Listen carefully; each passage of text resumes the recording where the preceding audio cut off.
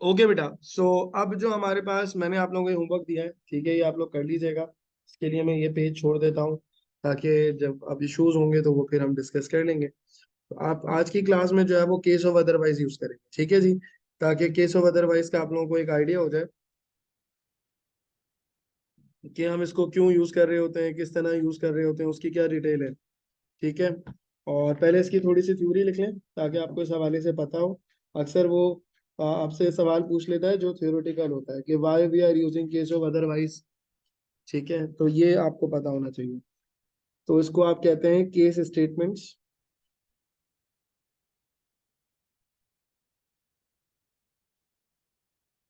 इसको आप नाम देते हैं बेटा केस स्टेटमेंट्स, ठीक है जी। So case statements are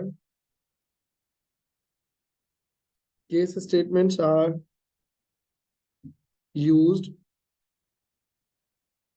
when there are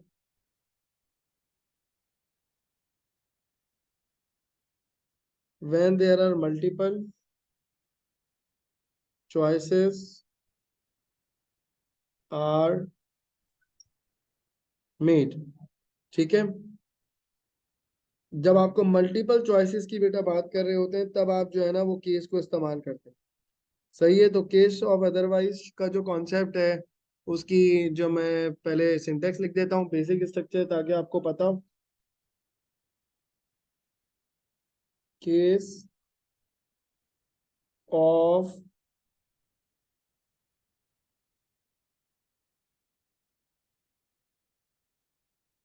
otherwise और फिर आ जाएगा एंड केस। ठीक है बेटा, तो ये हमारे पास 4 कीवर्ड्स हैं जो कि case of otherwise and case लिखा हुआ है जिसमें। ठीक है। और कैसे अब इसको जो है वो हम अप्लाई करते हैं, पहले तो मैंने आपको बता दिया कि 4 कीवर्ड्स हैं। क्योंकि असल में होता यही है कि आपको कीवर्ड पहले पता होने चाहिए। अगर आपको कीवर्ड ही याद नहीं होंगे, so how you can write a code. तो स्टूडेंट्स इसी में कंफ्यूज होते हैं कि उन्हें यही नहीं पता होता कि जो है ना वो 4 जो कीवर्ड्स हैं वो कौन कौन से हैं। ठीक है, क्योंकि वो आपसे जब वो कहेगा कि एग्जांपल दें सिलेक्शन स्टेटमेंट की, तो आपके पास कोड करेक्टर और चारों के चारों वर्ड्स होने चाहिए। ठीक है। अब उसके अंदर बेटा अगर हम बात करें तो किस तरीके से अप्लाई करेंगे, कैसे कॉन्सेप्ट को अप्लाई होगा, ये जरा देख लेते हैं। तो केस ऑफ अदरवाइज में हमारे पास इसका जो बेसिक स्ट्रक्चर है, so let's talk about the basic structure.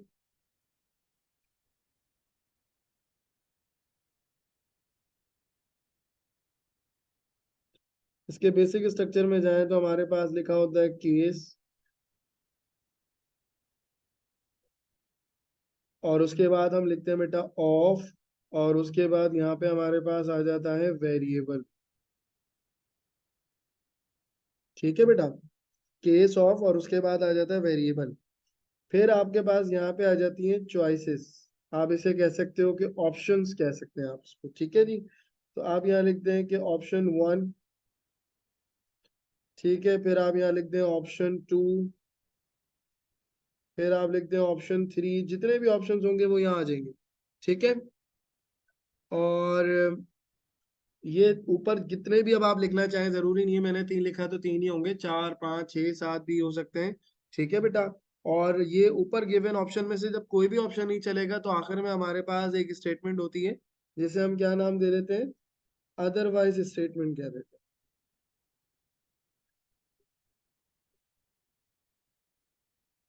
और अदरवाइज वो होता है कि जब ऊपर गिवन ऑप्शन में से कोई भी ऑप्शन नहीं चलेगा।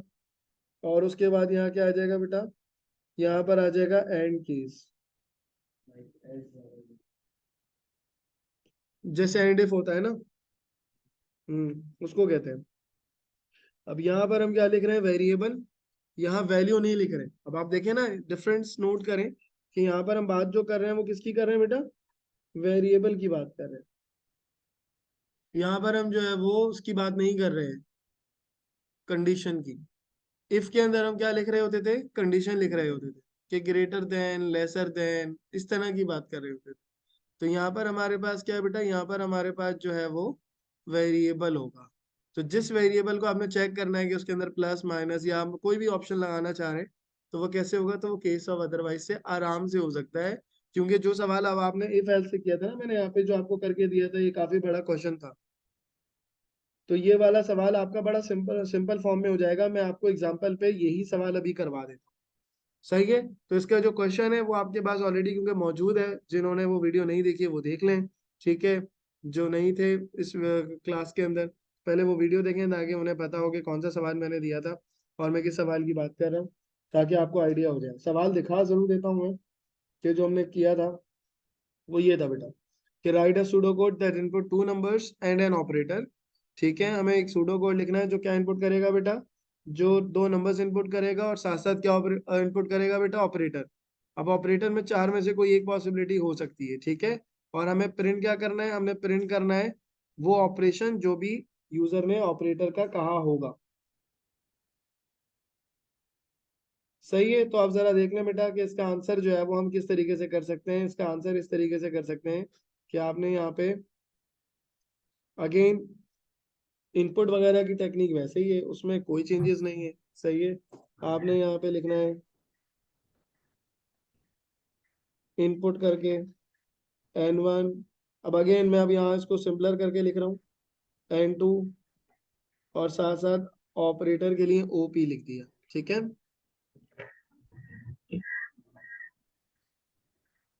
और उसके बाद आपने लगाया है यहाँ पे केस ऑफ OP। आपने क्या लिख दिया बेटा, केस ऑफ OP। अब ऑपरेटर की वैल्यू अगर क्या होगी बेटा, प्लस होगी। अब अगेन कोटेशन लगाते हैं क्योंकि करेक्टर डेटा टाइप होगी ये।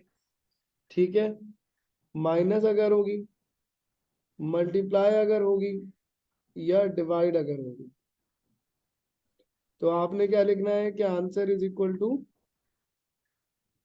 n1 plus n2।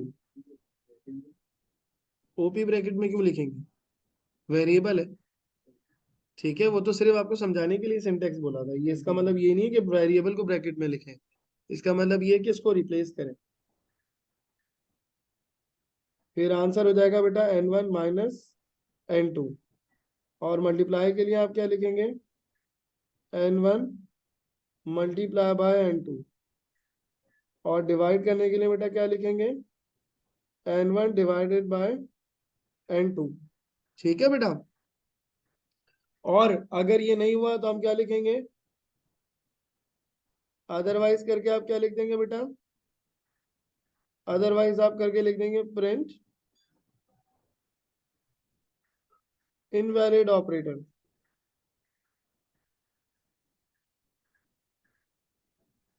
सही है जी, और फिर हमारे पास यहाँ पे क्या आ जाएगा, एंड केस आ जाएगा,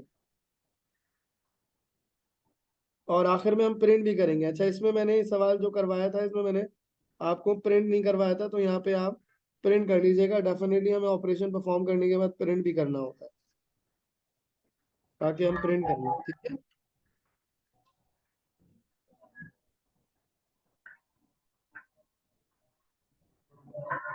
प्रिंट करके आंसर करते हैं। बेटा अपना माइक ऑफ करें, फरजाम।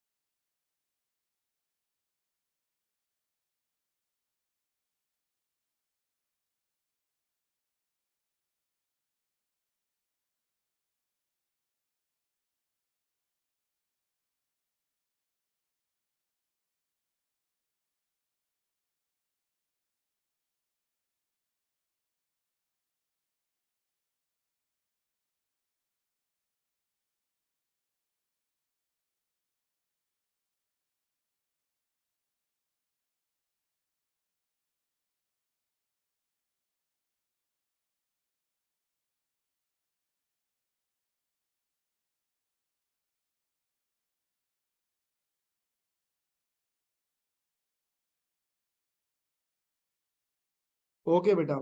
सो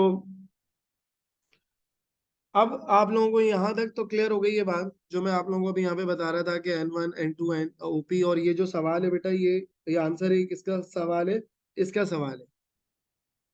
ठीक है, ये इसका सवाल दिया हुआ है कि right a pseudo code that input two numbers and an operator plus minus multiply and divide and print the answer after applying function of user given operator. ठीक है, ये क्वेश्चन है इसका, और ये पूरा जो है ना वो आपके सामने यहाँ पे मैंने आंसर सॉल्व किया था इफ एल्स के साथ। और जब आप नीचे आएंगे तो ये आपके पास जो है वो केस ऑफ अदरवाइज से इसका आंसर सॉल्व किया था। ठीक है, क्लियर हो गई बेटा बात सबको। अब आप लोगों को मैं कहूंगा कि अगर ये सवाल समझ आ गया है तो हमने एक सवाल ये वाला भी तो किया था, ये वाला सवाल जिसमें हमने कहा था कि एक करेक्टर इनपुट करें और उसके बाद आप बताएं कि ये वॉवेल है या नहीं। करा था, ये हम केस से भी कर सकते। ठीक है, तो जरा जल्दी से 2 मिनट लगेंगे, इसको सॉल्व कर दीजिए आप, बल्कि इसको होमवर्क में ले लीजिए, होमवर्क में ले लीजिए। ठीक है, ताकि नेक्स्ट क्लास जब मैं शुरू करूं तो मैं फिर यहीं से शुरू करूंगा कि पहले मैं आप लोगों को ये सवाल करवाऊंगा। तो ये सवाल बेटा आप लोगों ने नोट किया हुआ है, इसको आप लोग कर लीजिएगा। ठीक है, और फिर हम इसको नेक्स्ट क्लास में नेक्स्ट वीडियो में इसको सॉल्व करेंगे। ये मैंने इफ से किया हुआ है, केस से करेंगे। और उसके बाद बेटा फिर हम लोग जो है वो फॉर लूप स्टार्ट करेंगे, which is most most most most important topic. ठीक है, सो आज की क्लास यहीं तक रखते हैं। Thank you, Allah Hafiz.